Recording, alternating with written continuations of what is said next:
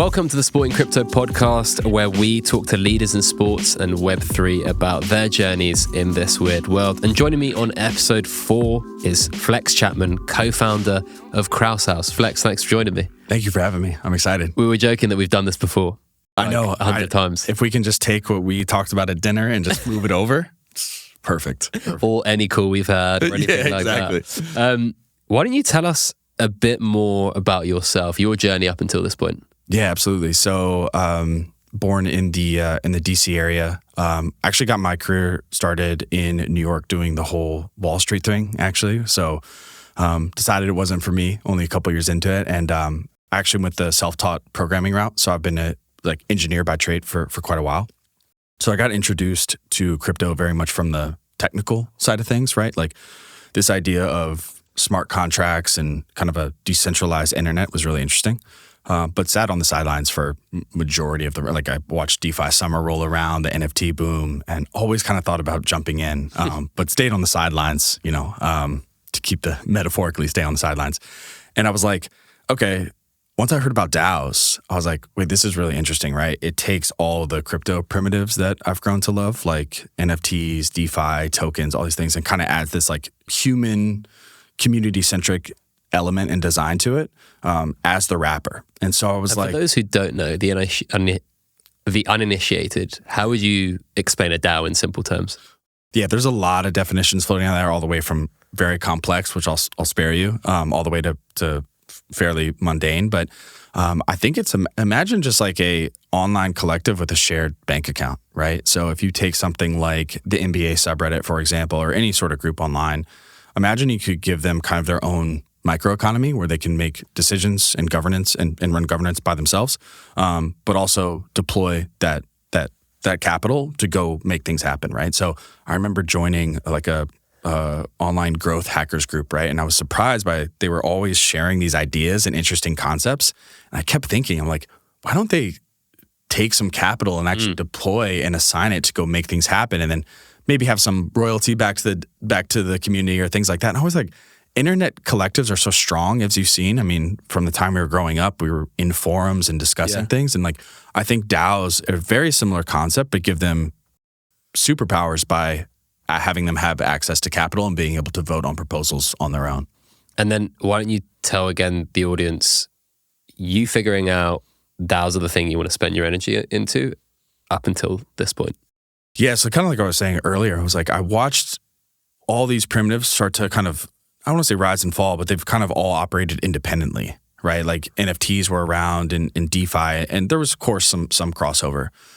But when I saw DAOs, it's like, okay, let's take all the excitement and the inertia from some of these things and kind of add this community component to them. And so my co-founder and I were talking about all right, DeFi is interesting, but we're not sure. Obviously, there's NFT groups popping up that kind of evolve around a DAO and group decision making.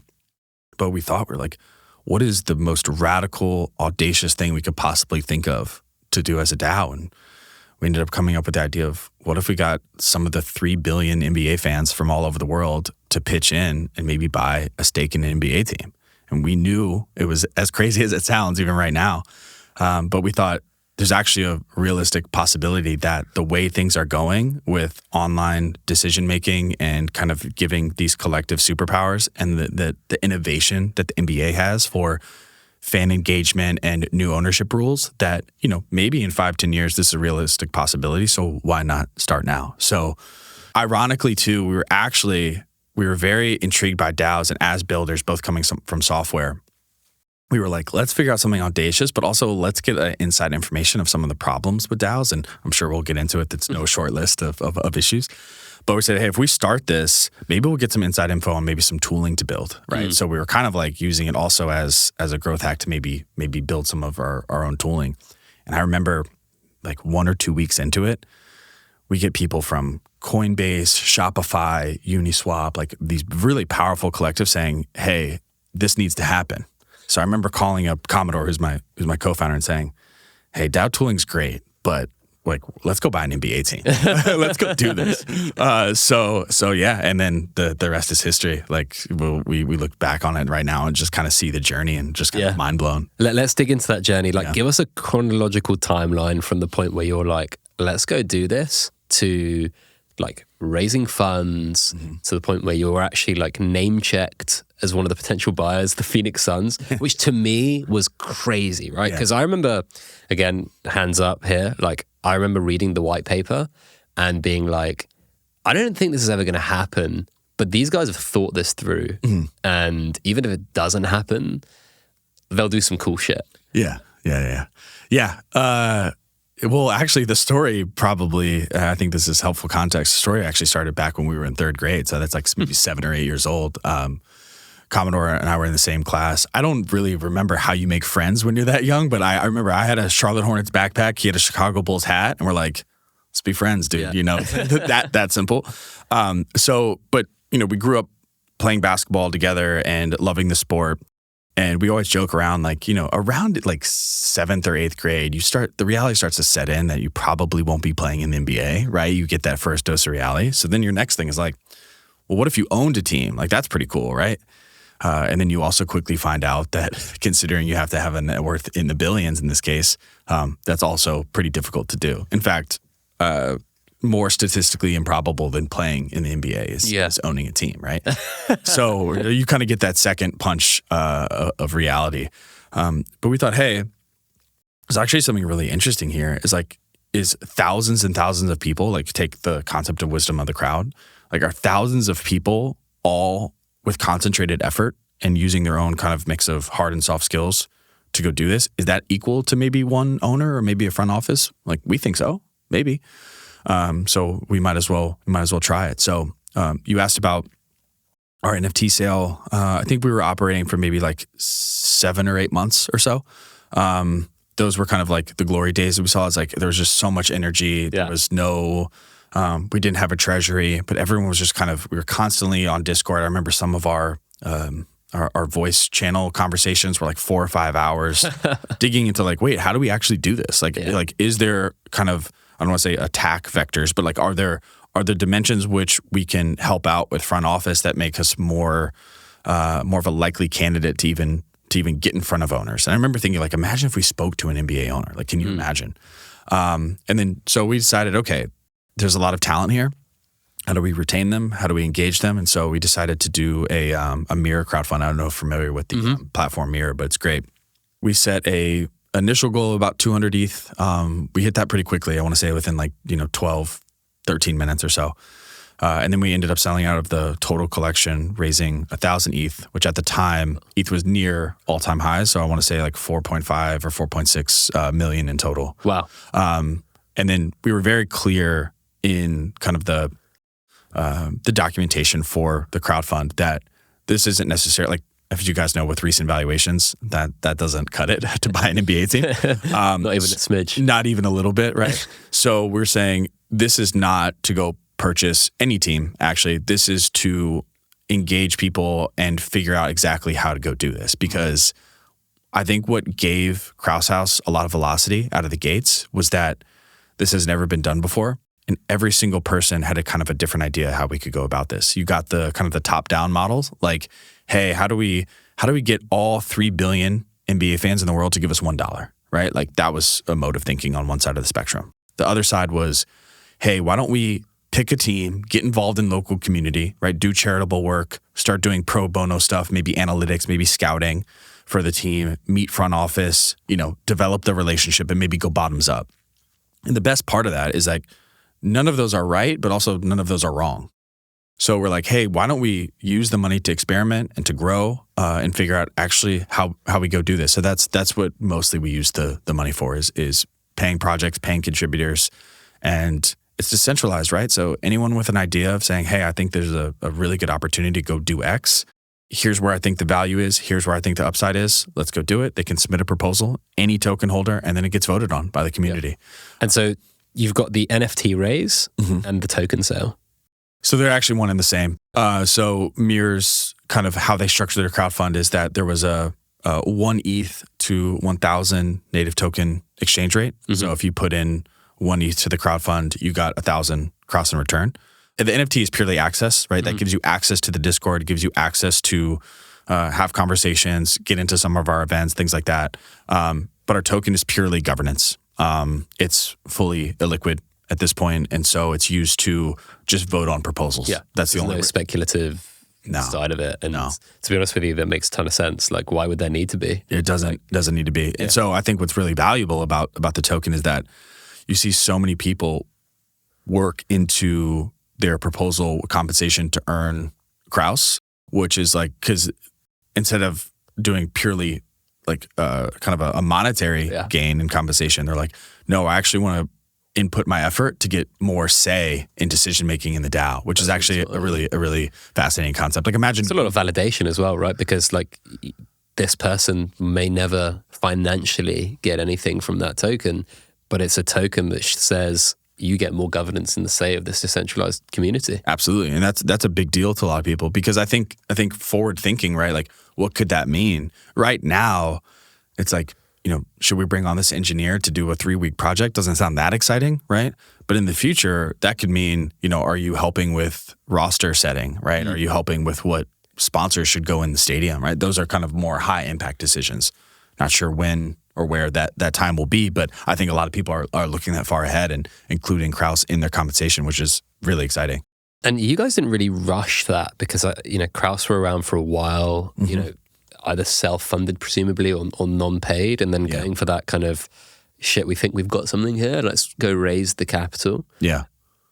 And it's crazy to think like the guys that are raising that capital, as in like contributing that capital, are also part of the governance for that. Sure. Some, to the most extent. I'm sure there's some people that have supported out of their passion, and they've got a few tokens, but they're not involved in the day-to-day or the week-to-week. But that's a really interesting concept. Yeah, absolutely. And it's funny, the people that contributed the most and were there since day one are still some of the most active, because they just believed in it from day one. But you're right. We actually, so this is also peak bull market, which is important context. So like, people were spinning up Discords and Twitter accounts, and next thing you know, raising millions. This is like all-time highs, right? But we intentionally held off, right? Like, we want to cultivate a really solid foundation of a community. We want to make sure that if we do an NFT sale, like why are we doing it? Why do we have a token? And I think once we hit that critical mass of, like I said, we had people coming from, VPs of product from Shopify, early engineers at Coinbase that were like, I want to spend my free time pushing this mission forward. Because I think a key thing here is that, again, as a sports fan, you and I know, right, that it's a 24/7 lifestyle.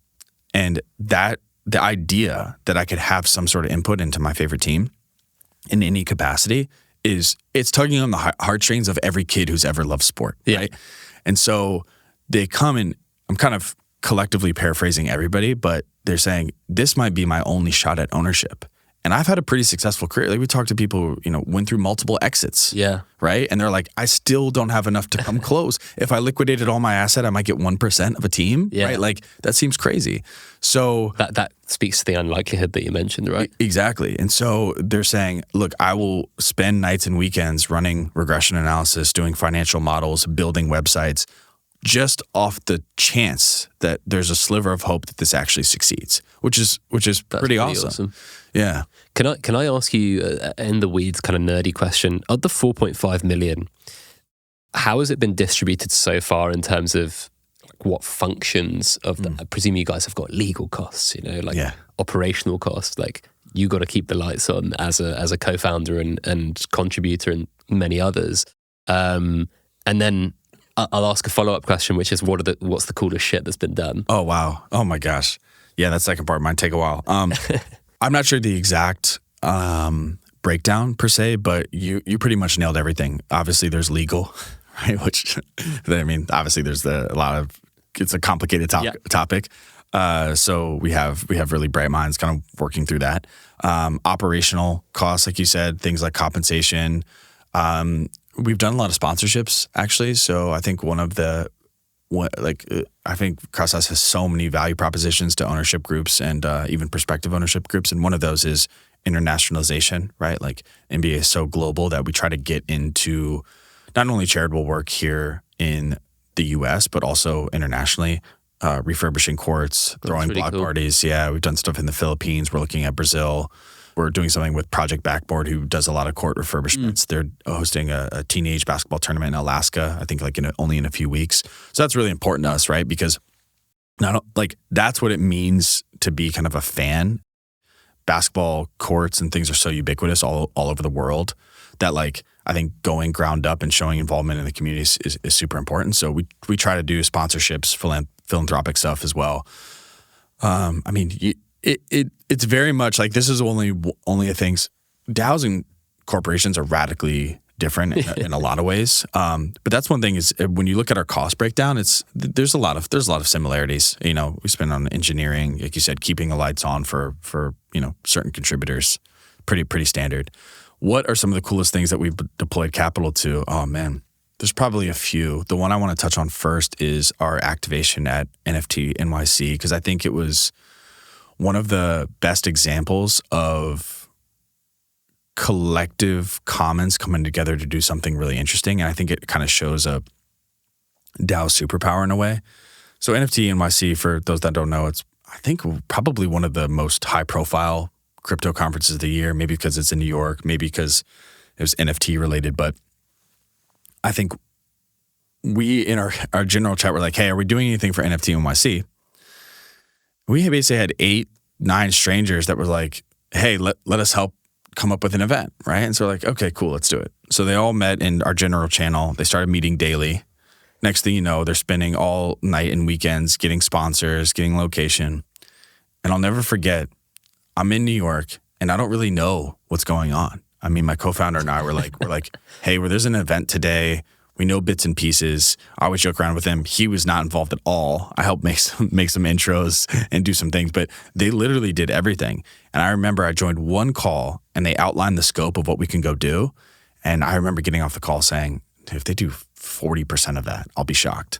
It was like dunk contest, install a court, fractionalize the court and sell them as NFTs, musical acts, DJs, lights. And I'm like, wow, this sounds insane. And they had 60 days to pull it off. And we show up and I'm like, this could go either way. And I remember walking, it was in the Manhattan Car Club, West Side, New York. And I was looking at it and mind blown. They pulled off an entire 3-on-3 competition. They had all kind of semi-pro or top YouTube creators. They had a dunk contest. Everything was done perfectly. And it just goes to show you the speed at which you could do that and the self-sovereignty, which is hey, I know sponsorships. I know, I can do the technical implementation. They all got together, made it happen. And it was a huge, huge success. I say guys from the NBA came, NBA players, league as well. I still, to this day, that is what brought my friend into crypto. That's what brought other NBA players into crypto, because everyone was kind of I don't know about this thing.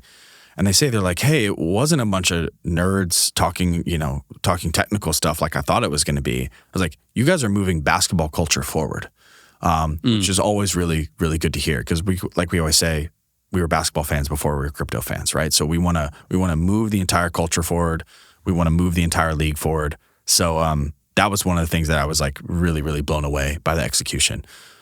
But I mean, some quick ones. Court refurbishments have been awesome. We've done a lot of activations in the Philippines, which is a thriving NBA market. For those that don't know, one of the fastest growing still over the past couple of years. We've done some really, really iconic stuff, in my opinion. I think it's really cool. I mean, we were just talking on an earlier episode about kind of sport as a public good, and I honestly didn't know that you guys have invested that much of the capital that you've raised into that kind of stuff, which I think is super commendable. And it's crazy because we were talking about this the other day, the kind of intersection between sport and Web3 has gotten such a bad rap. Yeah. Because all the noise is on the speculative financial side of things, and stuff like this is sometimes brushed under the carpet or not even talked about, right? Right. It's funny because we always talk about this. It always blows my mind to see, and I'm obviously not going to name any particular project, but to see people kind of lead with kind of Web3 and NFTs as the goal. And we've always kind of looked at it as a means. The vehicle. Yeah. So it's what we really want is fans are always kind of looked at as a collective, right? They're in plural, right? They're the people that go into the stadium, spend the money, buy the merch, and then leave. And I think Krause House, part of our mission is drilling into that. How do you go to the person sitting in row double K seat 4. Like sometimes that's a founder. That's someone who owns a marketing agency, someone that loves sport, loves that particular team, and has maybe some free time to help push the team and drive valuation forward. So our analogy we always use is like kind of like a hydro plant or like a dam, right? It's like the water was just there doing its thing, and obviously it had a very important use case to keep us alive. And someone came along one day and was like, "Well, what if we took this energy and used it to power a city?" Right? And like it's not just there. There's more use cases than to just hydrate. Like is actually an energy source. So we think of that as like fans, right? They're this group collective, and I don't know how dams or hydro plant work. I just know that sometimes they keep lights on, right? And I think that's what our sales pitch to owners is like, you have this mass energy. You have a fan base that's passionate and actually has skills to deploy. And we are kind of building the infrastructure as the dam is saying, hey, how do we identify the best talent within the fan base? How do we use that talent effectively? And then on the output, we keep your lights on and you have a reduced cost, all the benefits of doing that, hydropower. But now it's coming from the fans. So they're more involved and more engaged, but also the whole evaluation of your team is driving forward because you're getting access to talent and sometimes finance that you wouldn't otherwise get. And that's really resonating with majority owners, not just in the NBA, but sports all over the world. It's crazy I've only just thought of this, but you actually have validation in the sense that what has been the biggest thing in like sports over the last 5 to 10 years? Fan content, right? So like now compared to 10 years ago, broadcasters had every bit of like all the eyes, right? Yeah. Now we're in a situation where like I'm a big Arsenal fan. I don't watch like broad coverage of soccer. I go and listen to the guys who breathe this shit. You nailed it. Every single day. And like, it's really not that far-fetched to say, let's go take it a step further. Like Arsenal are a perfect example. They recently redesigned the entire outside of the stadium. You were there the other day. And they had input from like 400 or 500 fans. And now operationally that's difficult to do. But the impact it gives from a cultural perspective, from a sense of belonging perspective is really important. And I think more and more sports teams, because it's become so commercialized, have to start going back to those grassroots. You absolutely nailed it. So we actually had a conversation sitting across from an owner at one point, and we said it's never been easier to create high quality content these days. Every single team needs to be their own ESPN, fan driven. Because to your point, the days of like listening to Max Kellerman and Stephen A. Smith, I used to do that like 8 years ago time. It's when I first got into the NBA. Those days are dying. No one does I'm sorry, that because you're right. Like I want my content skewed to me because that's what media is now. You go on like. My YouTube subscription and algorithm is it's all over the map, but it's catered towards me, no matter how niche it is, right? 10 years ago, 15 years ago, that was really hard to do. But you're right. You want to hear the guy yelling and screaming about only Arsenal, but he knows his stuff, right? And you said operationally that's difficult to do, but that's what we've been working on for the past 2 years. Yeah. It's like, okay, you need a media. How do I identify the most talented and savvy people that people are willing to listen to? That might be handpicking those folks, that might be voting on those folks, but that's the infrastructure that we've been building, right? That's the whole operational component that we've been tackling since we started. But that means on the output, right, again, with the dam analogy, like the lights coming on, that power that is 4 or 5 YouTube channels that are fan-owned. One's behind the scenes, one more is kind of a talk show analysis. That might be an audio documentary. That might be 3 podcasts. But the point is to bring fans into that ecosystem as a team and keep them there. And what the funny part about it is this particular front office was one of the smallest in the league, right? So in order to do that, everything I just outlined, you might need to hire a team of 4 or 5. That might be 25% of the whole front office. Yeah. Owners are never going to do that. Yeah. But if someone on the cap table that's willing to do that, that's invested, like Krause House, that's our job. That's our responsibility. And so that particular thing, and like it doesn't stop there. Like media is just one component, right? But like, and like you as you guys have a vested interest, but to make it commercially viable, like whether it's a service or content, whatever it may be, sure, it could be not that crazy to like have 4 or 5 people that are hired as a representative of the DAO to do that. Absolutely not. No. And I mean, think about it. I think there's, maybe 7,000 or 8,000 of us total all over, like 50% also based outside the US. So I touched on the international component before. It's like why would, I'm going to pick a random team here, but like, why would the Oklahoma City Thunder not want a localized content podcast in the Philippines? Like, that's exactly what they want. Is like, how do you start? Because everywhere overseas is very team agnostic. They love players and they love the league, right? But they have a hard time. They have a hard time relating. Like, how do you? They kind of follow players around. But why would I just randomly be an Orlando Magic fan if I was living in Bangkok, right, or anywhere in the Southeast Asia where basketball is just absolutely exploding? But if you start listening to a podcast around that team and that team does activations in your local town and there's a FaceTime with a player, right? Then you start to develop that team affinity, which is really something that we're tackling too. So we're setting up kind of a network of media and outlets all over the world that eventually, once we're on the cap table, we can slowly start to drip more of that team's content in and start to build that international fan base. Yeah. All these things have crossed the owner's mind. They just, and it's not to say that, they've never thought of that. I think executing that is really, really difficult, right? And putting the people in place to do that. I'm going to ask you a question. Is owning and operating an NBA team as a DAO too crazy an idea? It's funny. I'm supposed to say no, but it's like, I feel like I go back and forth. There's days where I'm like, absolutely not, let's do this. Other days I'm like, actually, you know what? This actually, like, what's wrong with me? I might be fully insane. But I think kind of when the dust settles there, it's funny because we always joke around. The initial concept actually came from our very ignorant ideation sessions, right, when we started, was all about general management. How cool would that be to draft a player, or sign and trade LeBron, right? But when you actually start talking to GMs, you realize like a lot of the GM's responsibility actually is like personal relationships.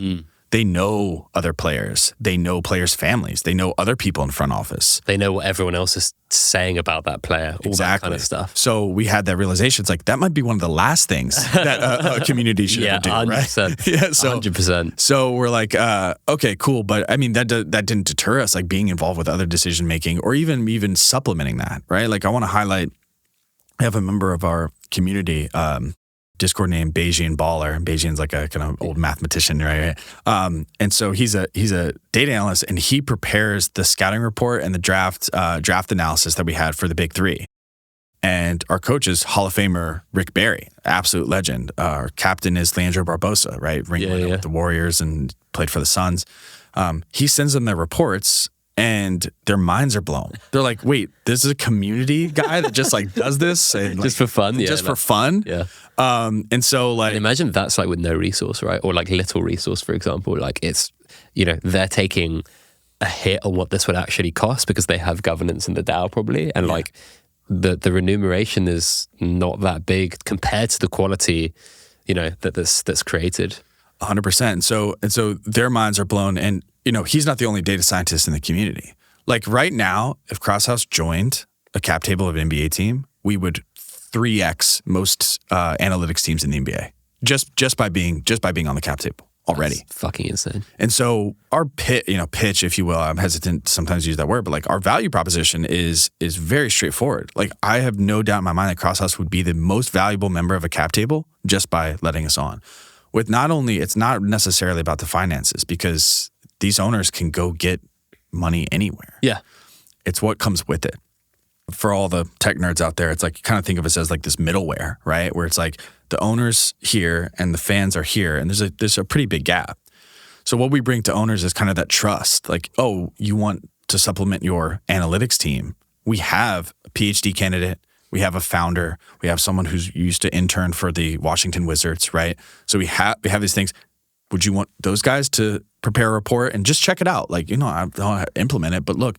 So we have the infrastructure, the implementation, and then obviously what they're going to delegate back to us is some decision-making power that is not necessarily high impact, right? We're not going to fire the coach, but, can we help decide the city edition jerseys? Can we, any sort of stadium thing like Arsenal, right? It says, can we get a committee of 7 or 8 people that actually know what they're doing to do that?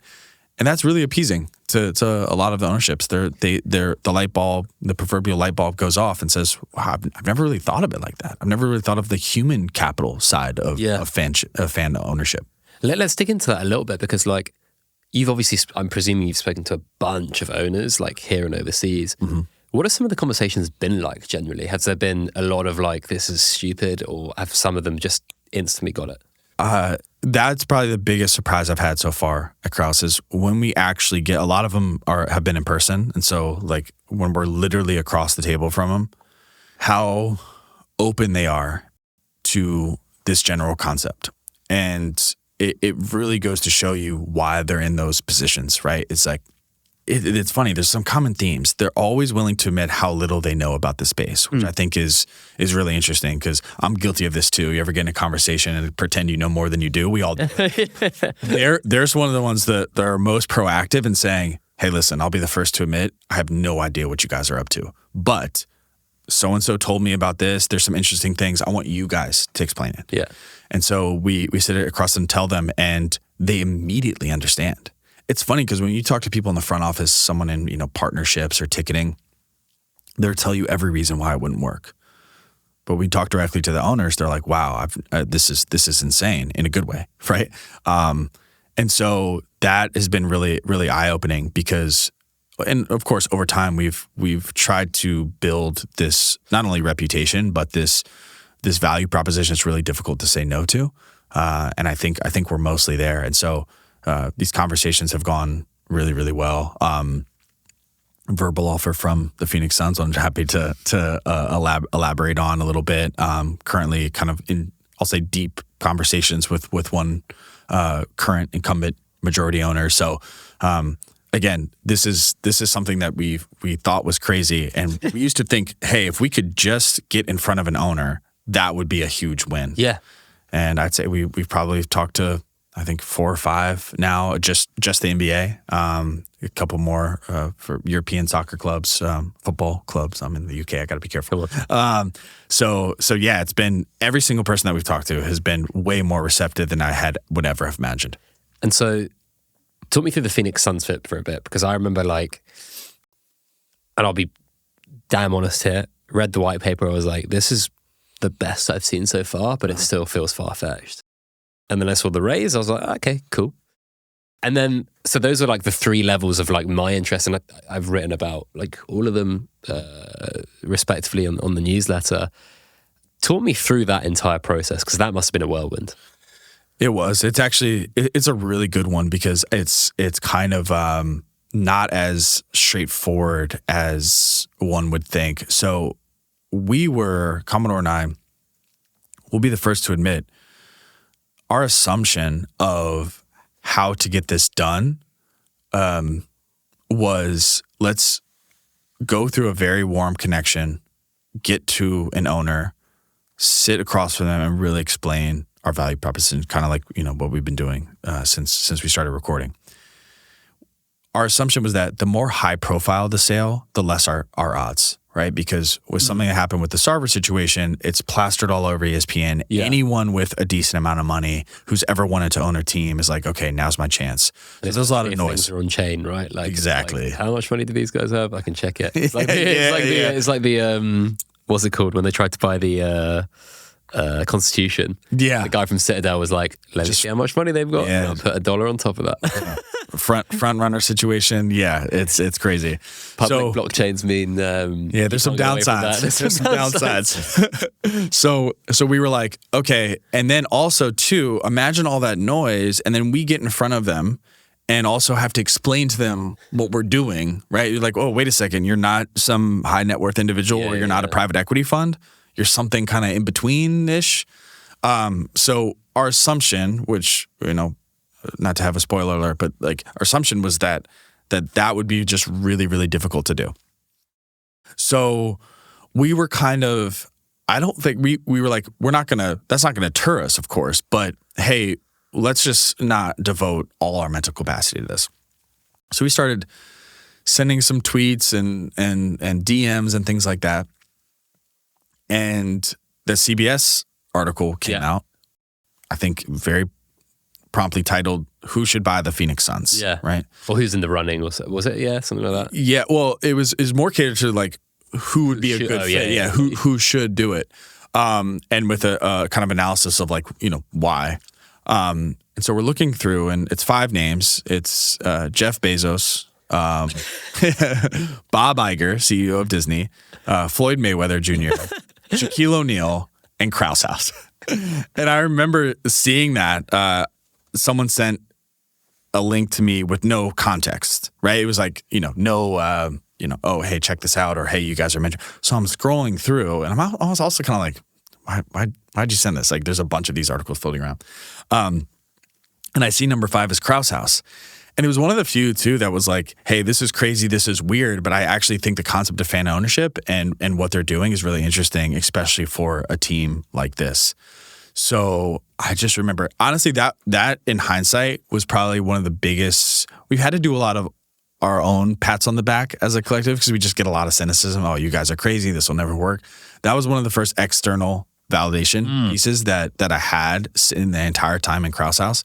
And it just lit a fire under us. We wrote an article about this. Maybe we can link it in the show notes. Yeah, for sure. I remember reading it. I was sending out telegrams and stuff and asking for intros to Jeff Bezos. Right? And everyone was like, wait, did you honestly just text me to see if I know Jeff Bezos? Like, no, I don't know Jeff Bezos.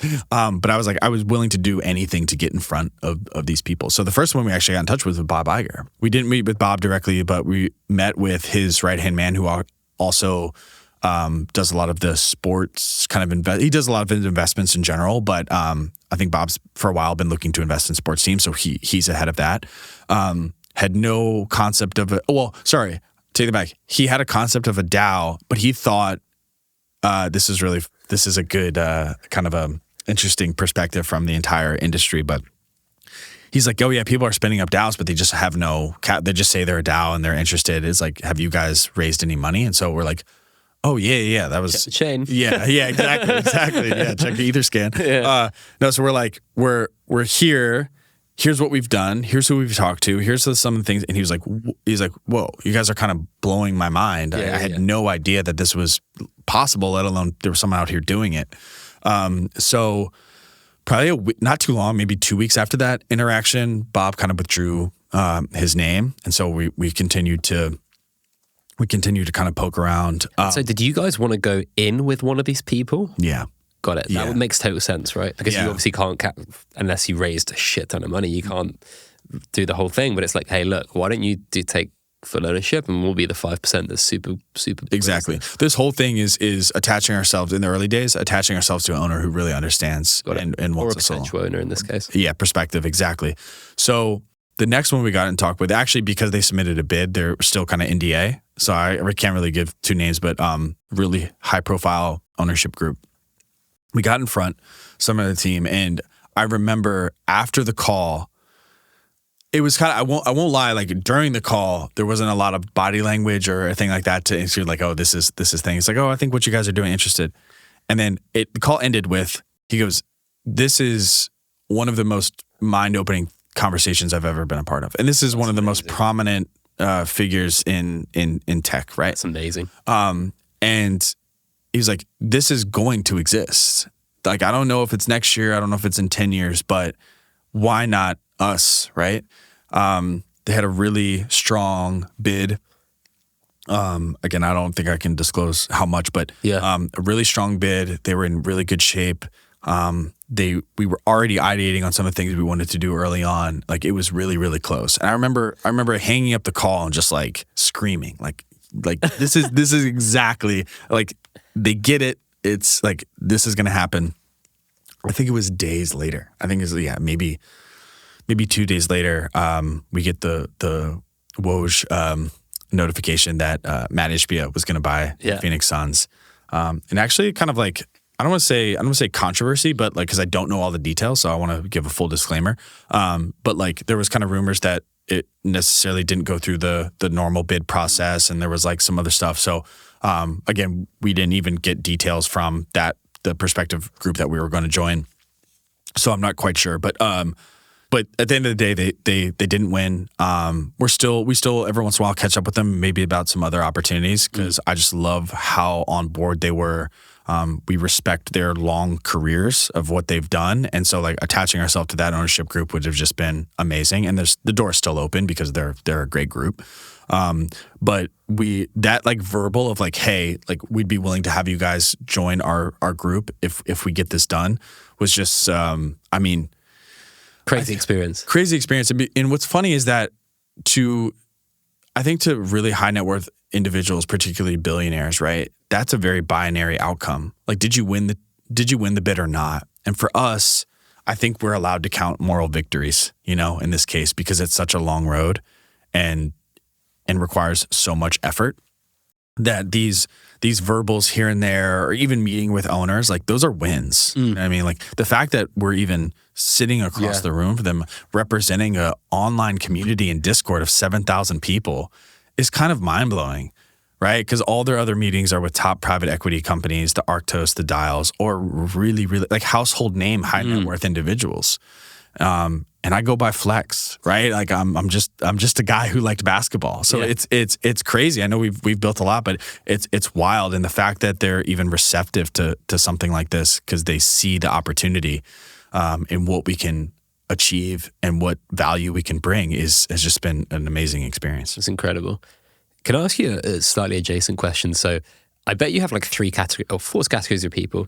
One, I don't understand this, good luck. Like just generally when you speak to people, right? Yeah. 2, I fucking hate crypto, right? Yeah. And like I don't want to get anything near that. Yeah. 3, I kind of like this idea, but like why blockchain and crypto? And then you probably have 4, which is, I fucking love this shit. Yeah. Number 3, when people are like, why would you use a blockchain for this? What's your usual response? Yeah, I think it's fairly straightforward. I think the concepts, and again, I'll use the word primitives, like NFTs, things being on chain. I think decentralization's a spectrum, right? Like there's fully centralized things, maybe fully decentralized things. Most projects or groups land somewhere in the middle. But I think the simple fact of, we'll use fundraising as an example. There's a lot of reasons, but what Constitution DAO you alluded to earlier, raising I think about $50 million in a couple days. It was funny when we started Krause House, we were battling 2 main points of cynicism, right?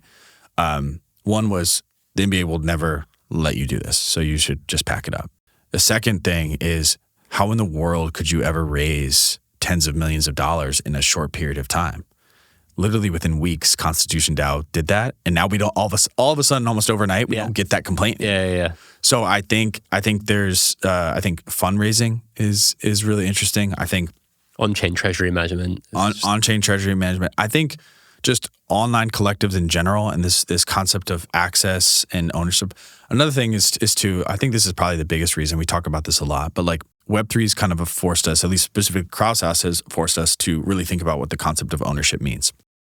And so our thought experiment there is we've kind of unbundled that, right? We've unbundled ownership into 3 things. There's equity, there's governance, and there's access, right? So we think about owning a home, right?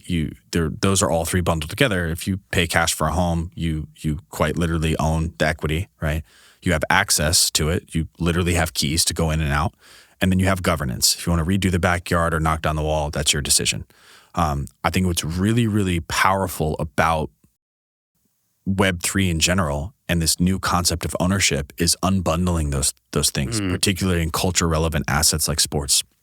So not everybody in Krause House, if we land on the cap table, can invest in the team from an equity perspective, right? There's accreditation, there's all kinds of requirements, but that changes league to league, and that might be specific to the NBA, but not so specific to European football. But the access and governance piece, like belonging in Krause House and maybe owning an NFT, right? I don't necessarily have to know who you are, but like by being involved in the community, you can maybe get discounted merch. You can maybe get courtside seats through participatory activities, right? You look at governance, you might be able to participate in maybe some low to medium impact positions, right? And I think the only really way to do that in a global functional way is with some of the Web3 tools. And I think that there's a lot of things, and again, we're in the early innings of what all that looks like. There's new standards coming out for these different chains and L1s that I think we'll be able to utilize. But I think we were just really interested in the concept of the tooling to allow fans ownership. Again, unbundling that word into access, equity, and governance. I think that concept of access, equity, and governance is really important. When exactly did you land on that, and why has it been such an important key 3 pillars in your strategy? Yeah, I think luckily we picked the right place for that, which I think one is sports, but even more specifically the NBA. I think the NBA, I mean, one of our whole thesis, right, is that when people find out we're not here to come in and, change logos and, like I said, fire the coach, draft this guy,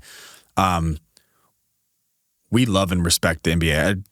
To me, I mean, obviously I'm biased, but I think it's one of the best, if not the best, professional sports league in the entire world, right? So what we want to do is make sure we kind of treat it with that kind of respect. So from a cultural standpoint, there's no one doing things quite like the NBA, right? The amount of they're the most followed social media account of sports all in the world.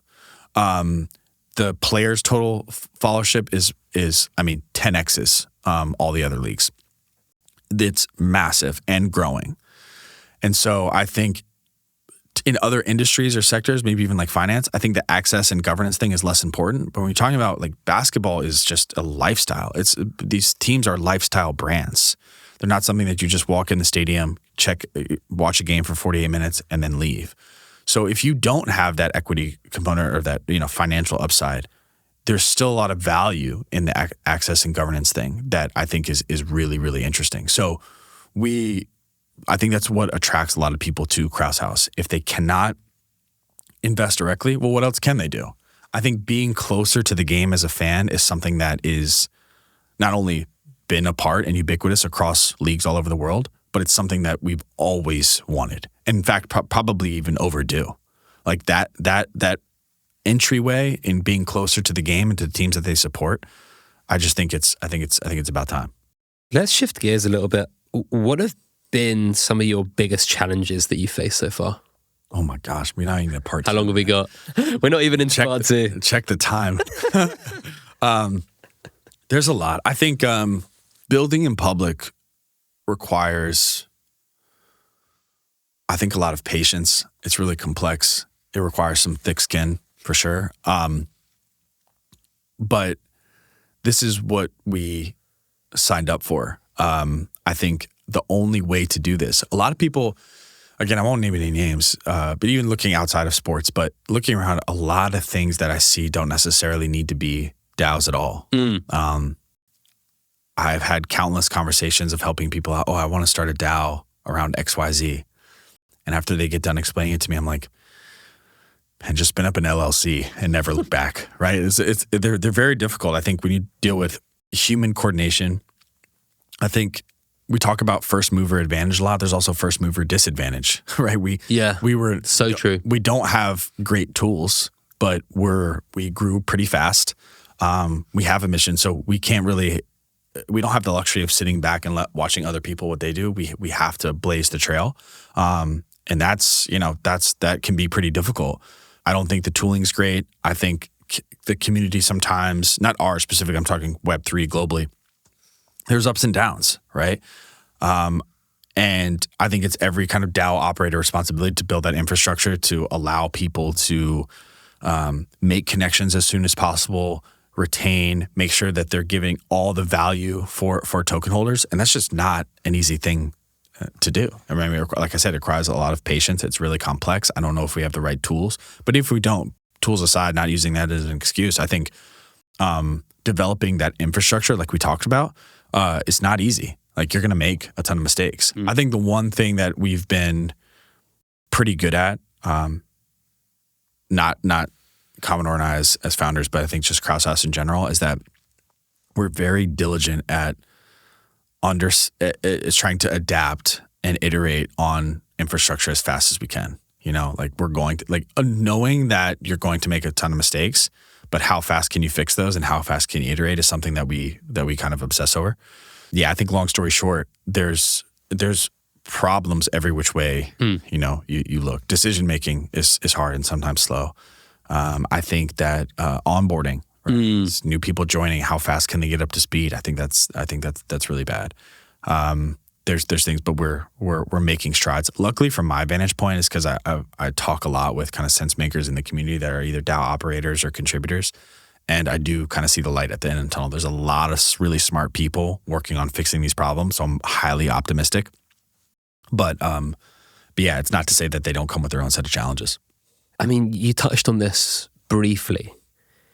DAOs in sports haven't really worked well so far. I think we can both agree on that as two folks that have been ingrained and like deep into this thing for the last like couple of years.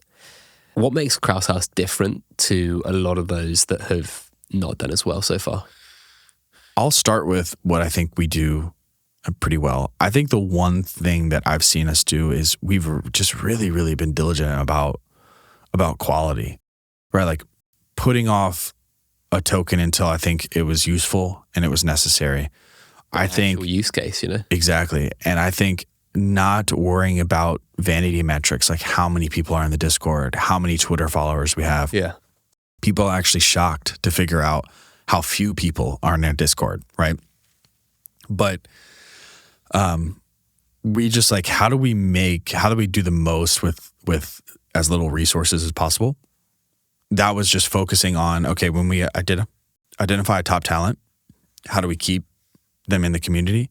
How do we deliver the best experience possible for them? And then how do we scale in a very thoughtful way? Another thing too is, I mean, this is going to kind of sound cliche with like a lot of founders, not even in Web3, but just in general, but we just kind of obsess over value. Like the whole time, everyone had a point, right? Everyone was like, why would a majority owner listen to you guys? Right. And I think one thing that we do different is when I look across the board at the other ones is they all kind of went with that where we actually, I mean, to their credit, or we originally thought from perspective of like general management, I want to fire the coach. I want to sign this guy. Right. And they were like, wait, hold on a second. Like, what do they need? Like there's some damn good GMs out there in the NBA. Like, do they need us? Maybe not. But what do teams actually need? So when we finally get in front of owners, we say, hey, look, based on our conversations and what we know, you could use help here. And here's how we could provide that.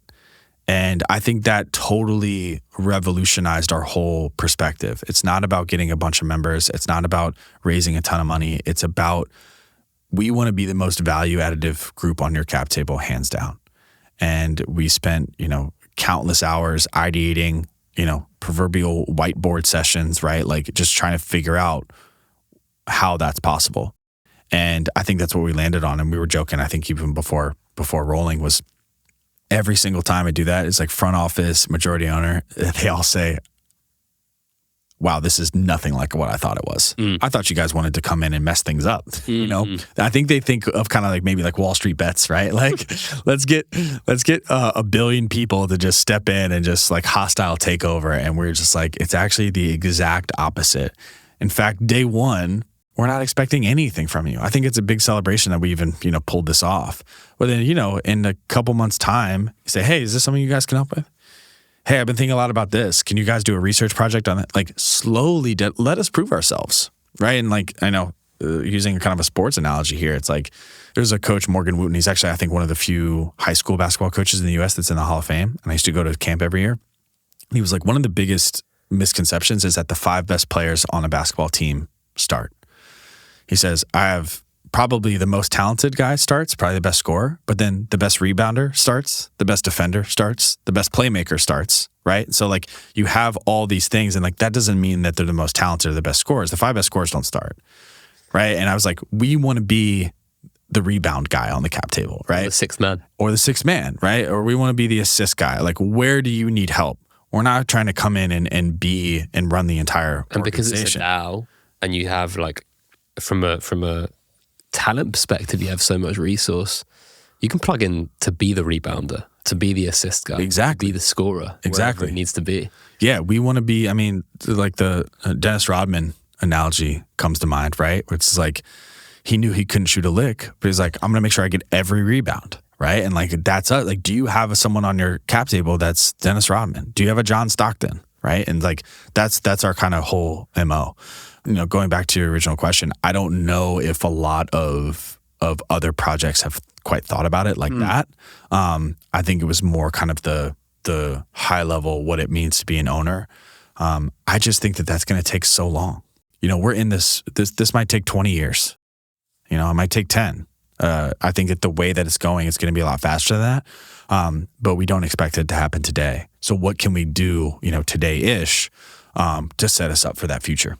And then the last question on this, I guess, and like what are the projects in the sports Web3 world that have inspired you guys? Oh, interesting. I think one immediately jumps out, and that's Links. I really like what they've done. I think they've been thoughtful as they go. Like they continuously roll things out at a nice interval, at a nice pace. Again, the common denominator is like high quality. It's high quality. Yeah. I think I'll even use the word envious. Their partnership program is amazing, right? Like I think Topgolf, Callaway, if I'm not mistaken, right? So immediately adding value right away, I think is great. They've achieved, I guess it's the first step, and I think their broader mission of owning a bunch of courses. But they recently bought a course. I think Spyglass, is it called? Spy-Bay. Spy-Bay. Okay, yeah, Spyglass. That would be quite the yeah. Spy-Bay. Yeah. So yeah, I just and I've got a chance to meet almost all of them, either in person or remotely, and sometimes even Twitter DMs. But that one easily jumps out. I really like what they're doing. Also got some NBA guys in there. I think Steph is a holder, JJ Redick, if I'm not mistaken. Yeah. So they're firing on a lot of different cylinders, and I just think they've gone about it in a really good way. Well, it's been amazing speaking to you so far, and we'll be back shortly after this break. But before we do move on to part two, where we look a bit about the future, I need to remind you that this podcast is supported by the HBAR Foundation, who are an ecosystem accelerator of Hedera, the most used sustainable enterprise-grade DLT for the decentralized economy. Together with industry-leading use cases and globally renowned partners, the foundation is actively scaling Web3 consumer engagement across the metaverse, gaming, DeFi, regenerative finance, and beyond.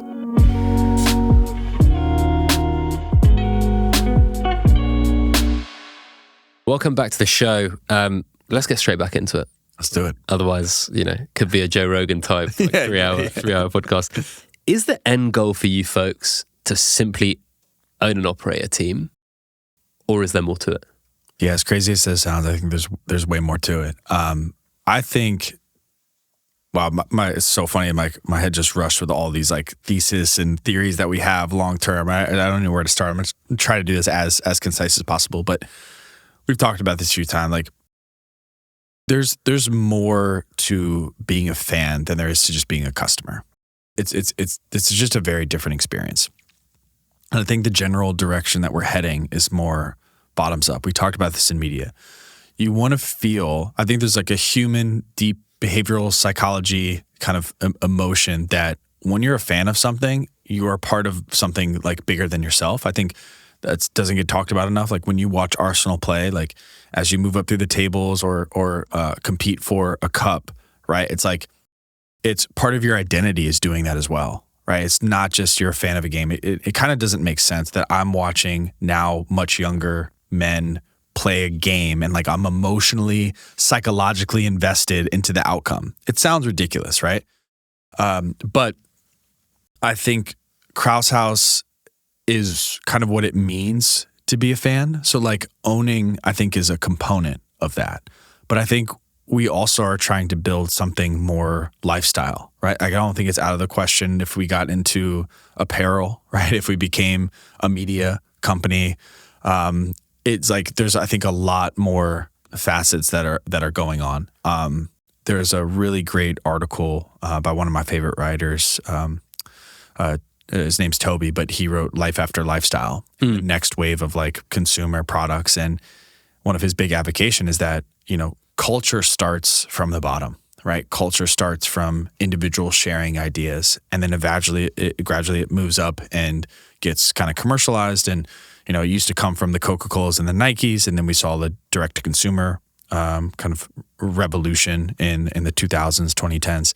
And he thinks that kind of the next one is going to come from these online collectives and communities, right?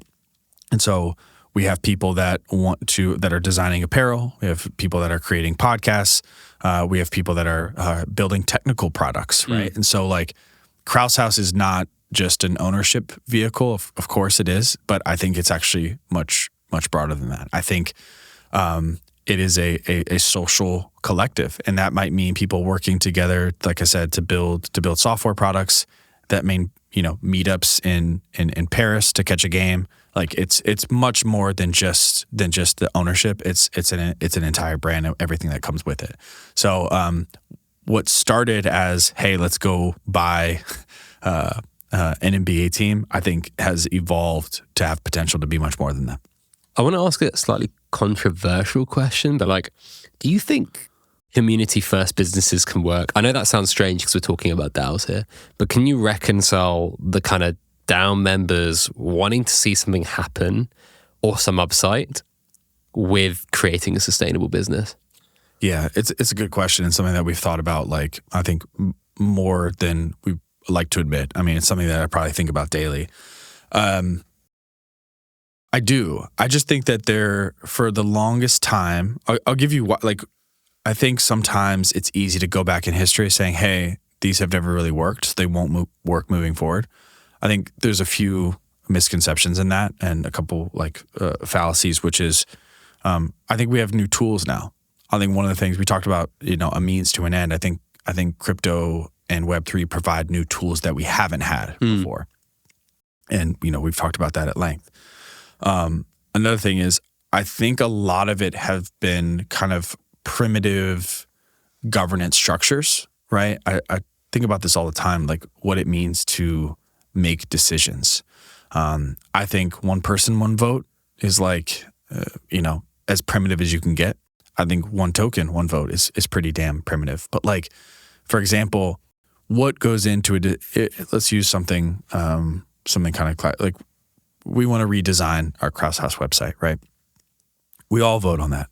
One token, one vote, one person, one vote. That's totally broken. It doesn't really make sense to make that kind of decision. What you should do is like every person that votes, right?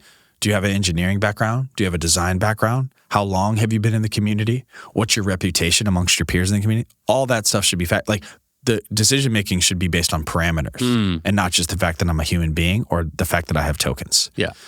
And I think what excites me is that there are a lot of people moving in that direction. So when we get that better decision making as online collectives and we get those better governance structures put in place, I do think community-led things can work, because now you're either delegating votes or incorporating a lot more input mechanisms to make good decisions on behalf of the collective. Centralized meritocracy. Exactly. And so we really haven't had that. We certainly haven't had that in pre-internet era. Why would we?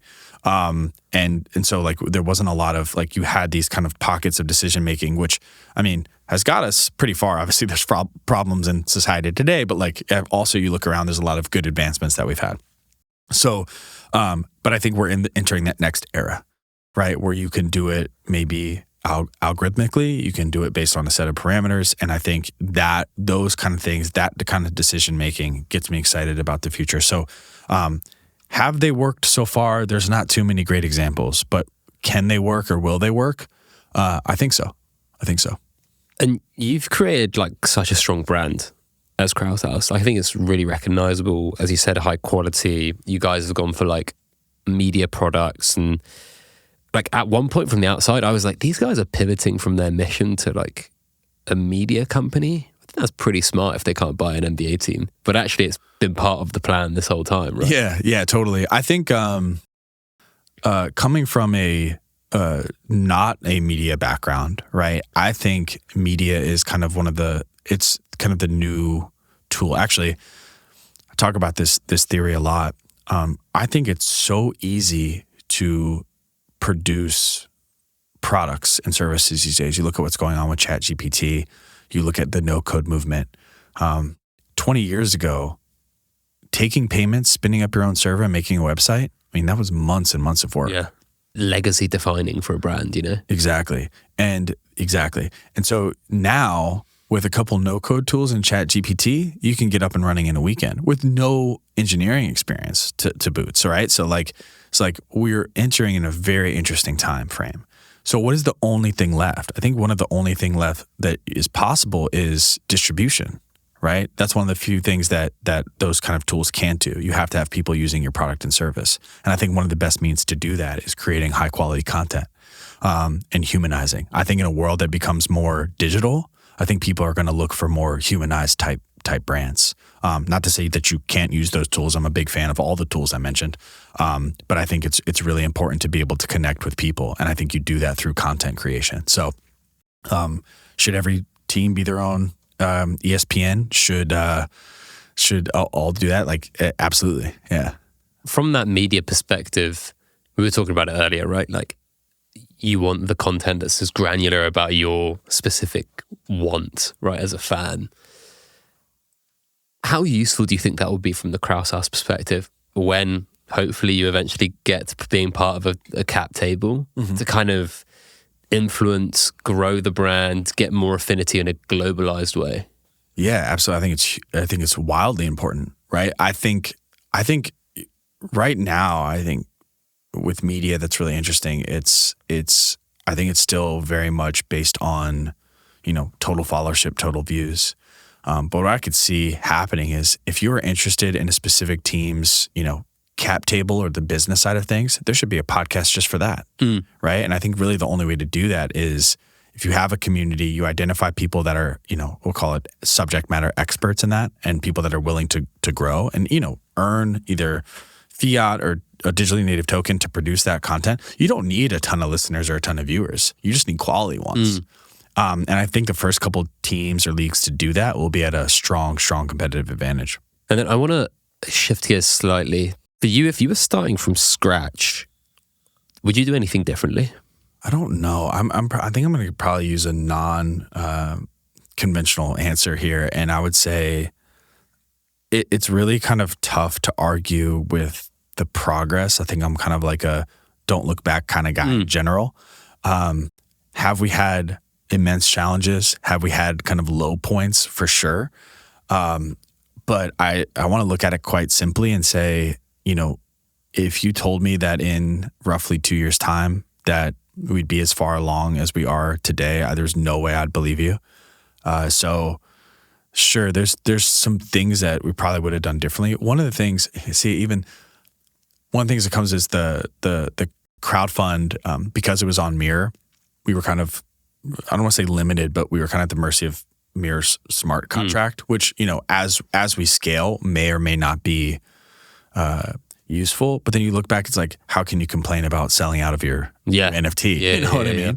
So we knew that would be what we would be up against if that time came, which it hasn't. It's actually been great. Even that tokenomics for the original has worked today, obviously with some drawbacks, but like nothing's perfect in Web3 right now. But yeah, so it's really tough to say. Now, would I want to go back and do it again? That's a different question. Would I want to start over and just live the exact same life? I don't know. I don't know if my psyche can handle it. But I can't go back. I feel weird going back and saying, oh, right here. Yeah, because you never know the effect it's like the butterfly effect. You go back and slightly tweak your crowdfund. Like, am I, living on the street now? Fast forward, like, I don't know. But I think I can't really complain up until now. Yeah. And I try not to. In fact, even when you asked that question, I was like, I don't think I've ever thought about that. Yeah. I don't think I've ever gone back and say, oh, I wish we would have done this slightly different. I'm sure there are. But you're right. You don't know how that affects it moving forward. Yeah. And then maybe asking this in a different way, but like, what are some of the things that you thought were going to be really easy that ended up being really difficult? Wow. Yeah. Lots, actually. That's a laundry list. I was actually surprised. So I don't want to say, of course, it's no individual, but I think collective decision making. I think things like identifying certain talent, committees, subcommittees, how to work. These things that sound, I don't want to say sound basic, but things that get overlooked of like just the pure operation and group decision making. And I'm not talking about like specifically proposals. I'm talking about like new people join. Their name is like shrimp boy, and they have like a PFP avatar, right? And you're like, but then you like have to get to know each one. Where can they fit? Like that whole part from the life cycle of a journey from start to finish, and then segmenting that cohort and getting that, again, back to the dam analogy, is like getting as much power out of the community as possible is really, really difficult. It's not about joining a weekly call or weekly syncs. Like group decision making and effort pushing, and there's a lot of talent in the community, and everyone has different ideas of where this should go.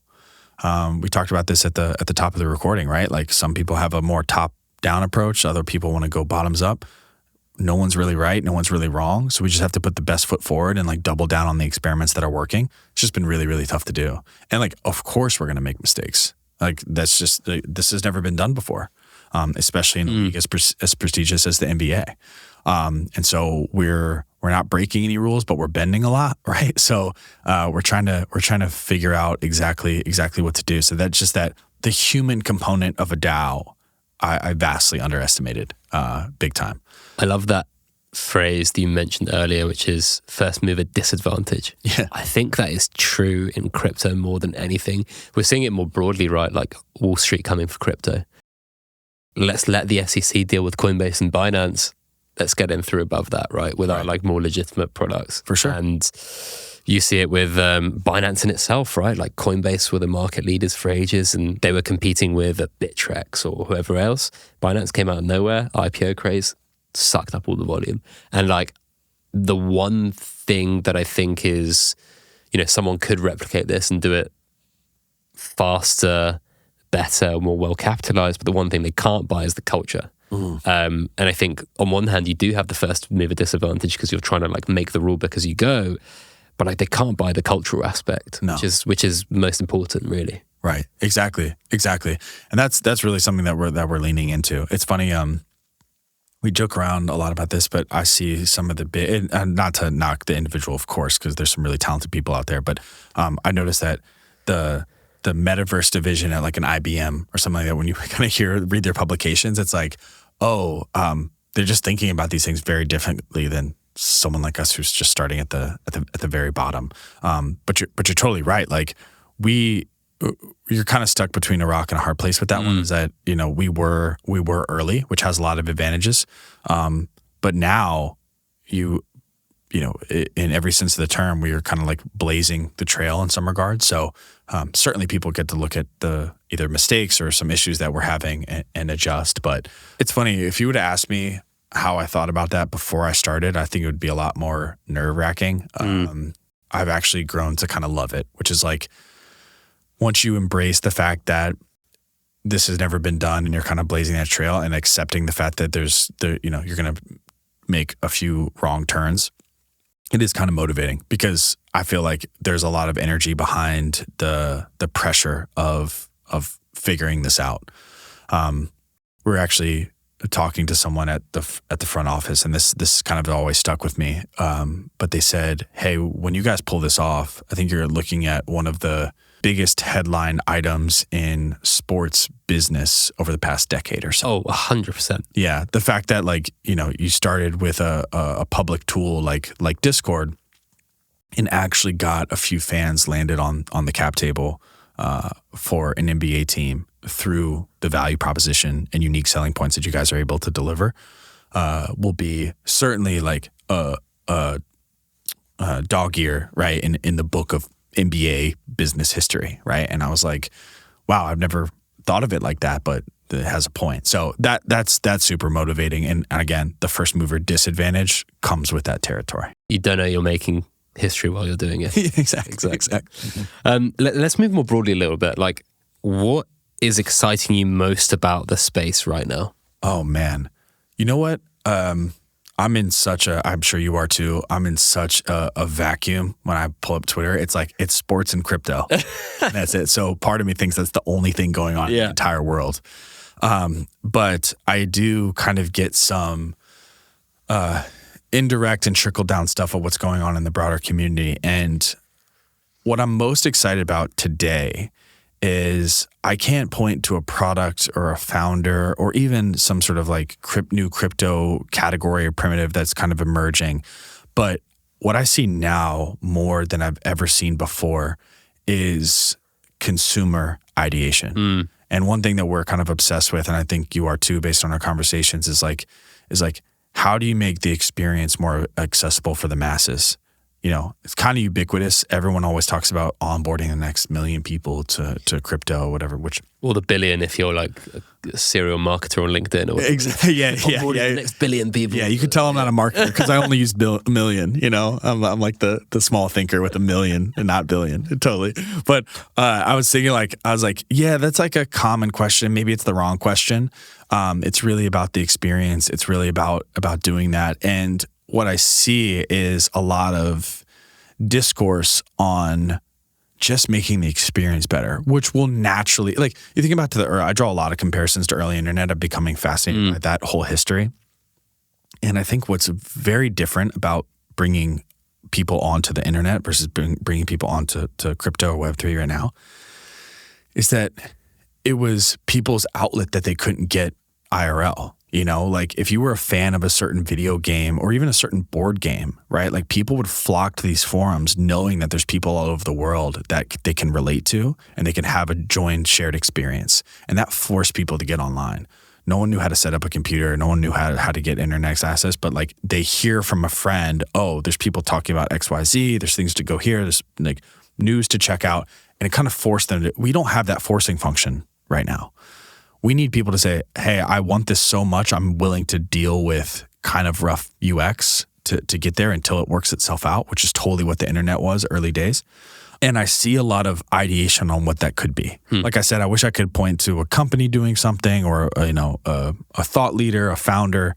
But I just see a lot of discussions of people really, really trying, getting in arguments, right? But like what that does is that it forces us to think about that next million or in some cases billion, depending on who you talk to, but getting people onboarded. And so from the consumer crypto ideation standpoint, I see a lot of good ideas flowing around, which makes me excited because that's the thing. I can kind of sit back and, if someone makes an advancement in crypto, we're all over it. Yeah. That's our kind of a incumbent advantage perspective. I have a good vantage point, but I'm just excited because I think there's a lot of money still flowing into infrastructure as the safe bet, right?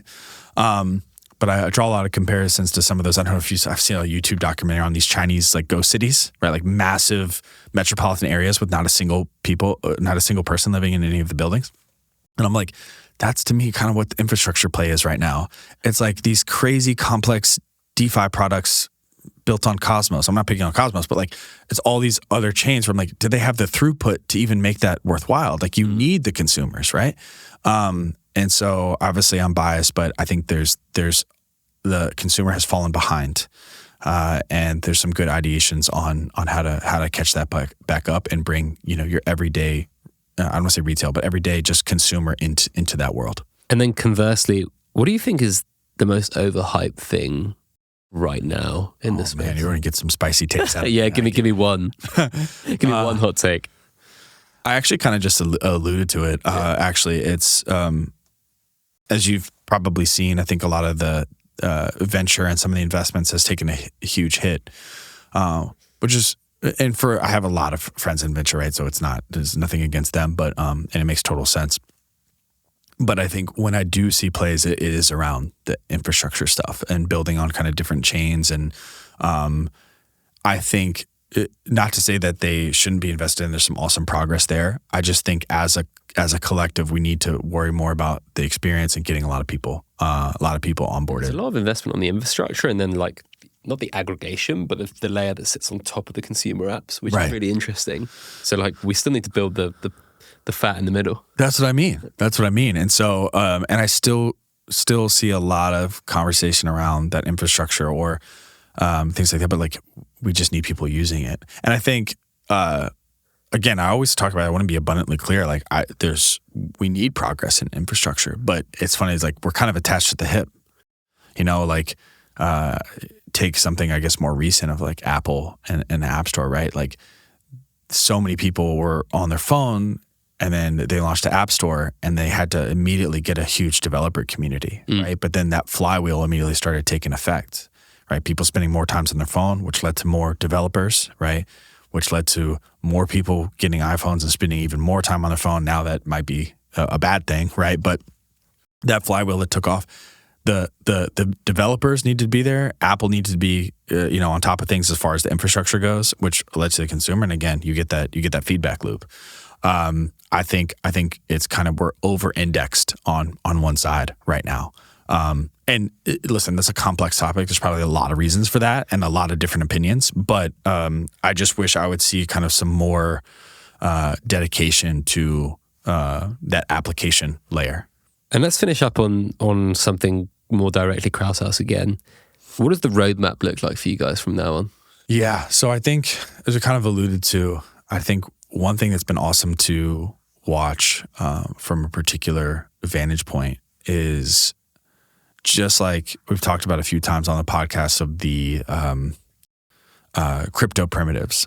Sports has a lot of primitives too, right? There's ticketing, there's a roster, typically there's a stadium, there's sponsorships. So one thing that gets us excited is that the infrastructure we're building, the kind of the human infrastructure we're building, could cut horizontally across a couple different sports and leagues all over the world. So again, we talk about that lifestyle component. It's like, should we limit ourselves to basketball? I don't think so. I think we should go to as many sports as possible. We have an awesome editing team, like video and audio.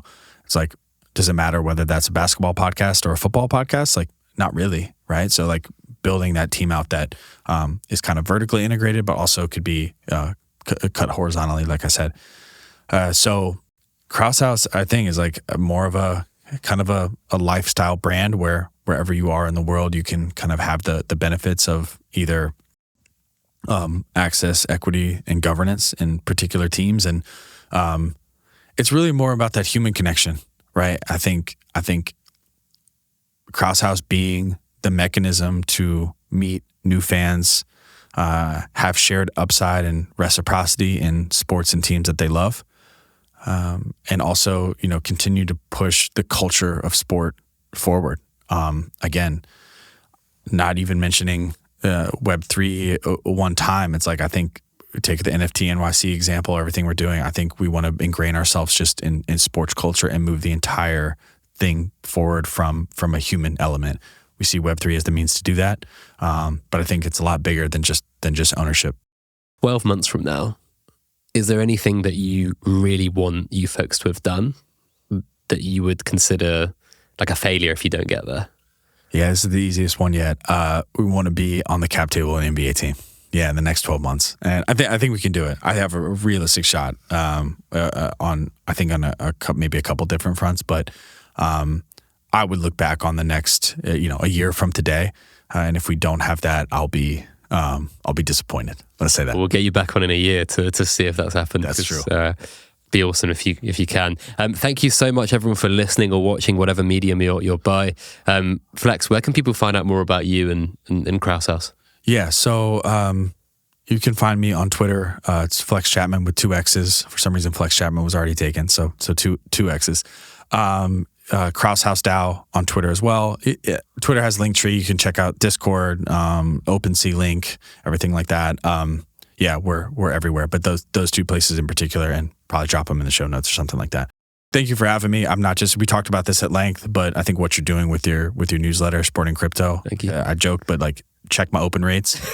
I have to be. I'm going to do it. I have to be around 100%. But no, I mean, obviously I'm biased, but these are both my worlds, and I think what you do to kind of not only bring people together, but even share that information in a distributed fashion like that, and to see its growth has been awesome. So I'm welcome to come back anytime that you'll have me, but I just love what you've been doing. No, I really appreciate that, man. And on that note, you can find Sporting Crypto, the newsletter at sportingcrypto.substack.com. If you're not subscribed to this podcast already, wherever you're watching, even on YouTube, please do subscribe, give us a like, leave a comment, let us know what you thought about this episode. And you can find me at Petberisha on Twitter, PETBERISHA. You can find Sporting Crypto at _Sporting Crypto. You can find me and Sporting Crypto on LinkedIn also. And just remember that none of what we have said during this show is financial or business advice, and this content is for informational purposes only. Web3 is underpinned by crypto, and crypto is volatile, meaning you can lose money if you are buying these assets personally or as a business. Where we are recording right now in the UK, the majority of crypto asset companies are unregulated.